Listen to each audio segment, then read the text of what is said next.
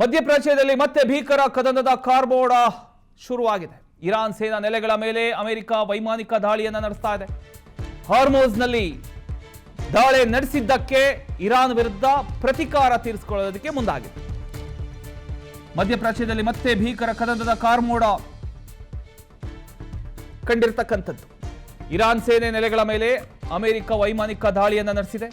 ಹಾರ್ಮೋಜ್ನಲ್ಲಿ ದಾಳಿ ನಡೆಸಿದ್ದಕ್ಕೆ ಇದೀಗ ಇರಾನ್ ವಿರುದ್ಧ ಪ್ರತಿಕಾರ ತೀರಿಸಿಕೊಳ್ಳೋದಕ್ಕೆ ಮುಂದಾಗಿದೆ.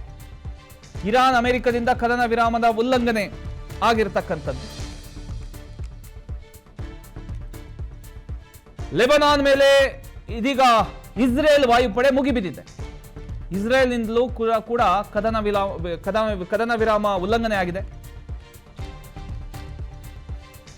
ಏನೋ ಇದಕ್ಕೆಲ್ಲ ಅಂತ್ಯ ಕಾಣುತ್ತೆ ಅಂತ ಎಲ್ಲರೂ ಅನ್ಕೊಂಡಿದ್ರು. ಬಟ್ ಕದನ ವಿರಾಮ ಮತ್ತೆ ಉಲ್ಲಂಘನೆ ಆಗಿರತಕ್ಕಂಥದ್ದು. ಈಗ ಮತ್ತೆ ಪ್ರತೀಕಾರವಾಗಿ ಈಗ ಮತ್ತೆ ದಾಳಿ ಮಾಡೋದಕ್ಕೆ ಮುಂದಾಗಿದೆ. ಇರಾನ್ ಮೇಲೆ ಮತ್ತೆ ಅಮೆರಿಕ ದಾಳಿ ಮಾಡೋದಕ್ಕೆ ಎಲ್ಲ ರೀತಿಯ ಪ್ಲಾನ್ಗಳನ್ನು ಮಾಡ್ಕೊಂಡಿದೆ. ಇರಾನ್ ನೆಲೆಗಳ ಮೇಲೆ ವೈಮಾನಿಕ ದಾಳಿ ಆಗಿರತಕ್ಕಂಥದ್ದು. ಇರಾನ್ ಅಮೆರಿಕ ಕದನ ವಿರಾಮ ಈಗ ಉಲ್ಲಂಘನೆ ಆಗಿದೆ.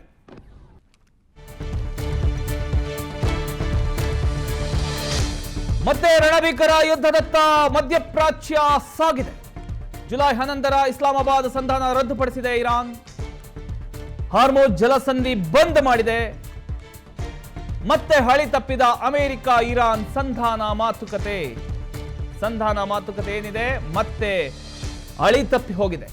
ಕತಾರ್, ಬೆಹ್ರೇನ್, ಕುವೈತ್ ಇದರ ಮೇಲೆ ಇರಾನ್ ಡ್ರೋನ್ ದಾಳಿ ನಡೆಸಿದೆ. ಇರಾನ್ನ IRGC ನೆಲೆಗಳನ್ನ ಅಮೆರಿಕ ಉಡಾಯಿಸಿದೆ. ಈಗ ಮತ್ತೆ ರಣಭೀಕರ ಯುದ್ಧದತ್ತ ಈಗ ಮಧ್ಯಪ್ರಾಚ್ಯ ತೆರಳಿರತಕ್ಕಂಥದ್ದು.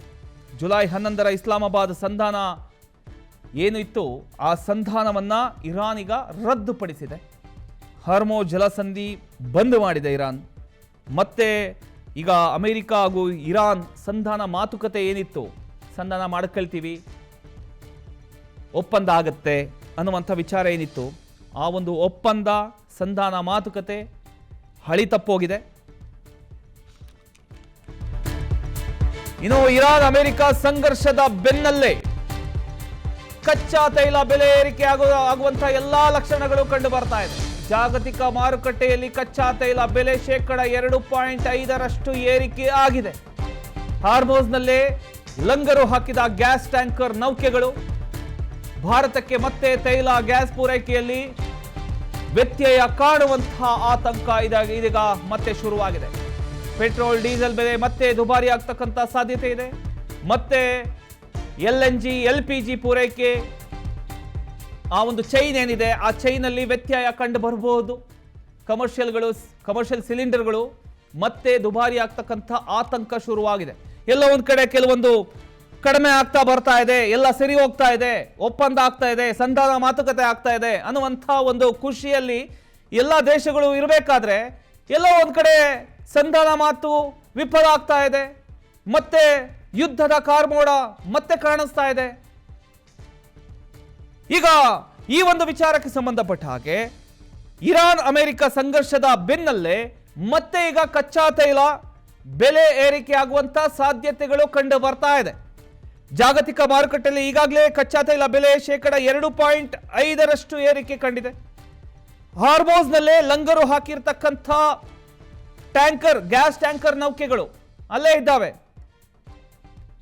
ಈ ಒಂದು ವಿಚಾರದಿಂದ ಭಾರತಕ್ಕೆ ಮತ್ತೆ ಎಲ್ಲೋ ಒಂದು ಕಡೆ ತೈಲ, ಗ್ಯಾಸ್ ಈ ಒಂದು ಪೂರೈಕೆಯಲ್ಲಿ ವ್ಯತ್ಯಯ ಆಗುವಂತ ಎಲ್ಲ ಸಾಧ್ಯತೆಗಳು ಕಂಡು ಬರ್ತಾ ಇದೆ.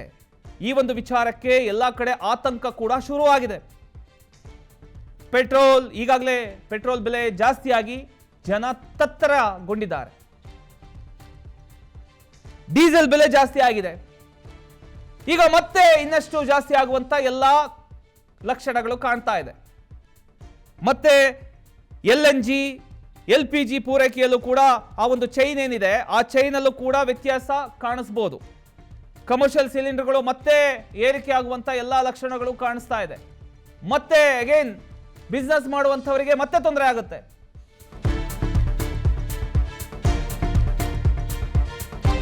ಭಾರತಕ್ಕೆ ಹಾಗಾದ್ರೆ ಮತ್ತೆ ಎದುರಾಗುತ್ತಾ ತೈಲ ಸಂಕಷ್ಟ ಅನ್ನುವಂತ ಪ್ರಶ್ನೆ ಈಗ ಶುರುವಾಗ್ತಾ ಇದೆ. ಹಾರ್ಮೋಸ್ ದಾಟಲಾಗದೆ ತೈಲ ಟ್ಯಾಂಕರ್ಸ್ಗಳು ವಾಪಸ್ ಹೋಗ್ತಿದ್ದಾವೆ.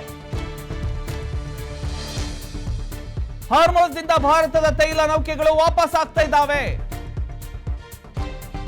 ಅಲ್ಲಿಂದ ವಾಪಸ್ ಹೋಗ್ತಾ ಇದೆ, ಬರೋದಕ್ಕೆ ಬಿಡ್ತಾ ಇಲ್ಲ. ಹಿಂದಿರುಗೋದಕ್ಕೆ ಭಾರತದ ನೌಕೆಗಳಿಗೆ ಇರಾನ್ ಆದೇಶ ಕೊಟ್ಟಿರತಕ್ಕಂಥದ್ದು.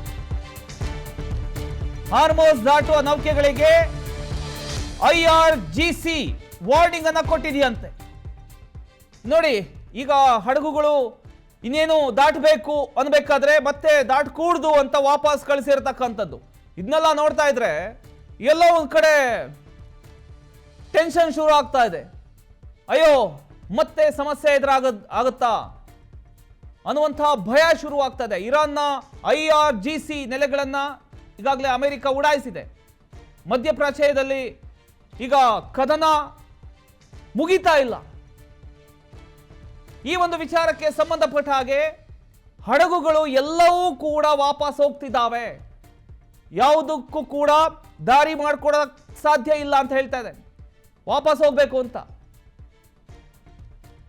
ಏನಾಗ್ಬೋದು ಮುಂದಿನ ದಿನಗಳಲ್ಲಿ ಅಂದ್ರೆ ಎಲ್ಲೋ ಒಂದ್ ಕಡೆ ಸಂಧಾನ ಮಾತುಕತೆ ಆಗುತ್ತೆ, ಇದೆಲ್ಲ ವಿಚಾರಗಳು ಬಗೆಹರಿಯುತ್ತೆ, ಸಮಸ್ಯೆಗಳು ಇಲ್ಲಿಗೆ ಸ್ಟಾಪ್ ಆಗ್ಬೋದು ಅನ್ನುವಂಥ ಯೋಚನೆಯಲ್ಲಿ ಜನ ಇದ್ರು.